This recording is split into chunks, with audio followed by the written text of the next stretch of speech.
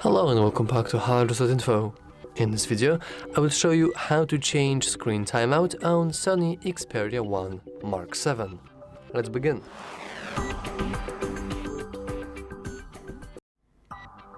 We can simply go to the settings. Then you want to scroll down a little, go to display, and if we scroll down a little, you will see a sleep option. We can click on it, and now we want to simply change our screen timeout. I will change it from 1 minute to 2 minutes.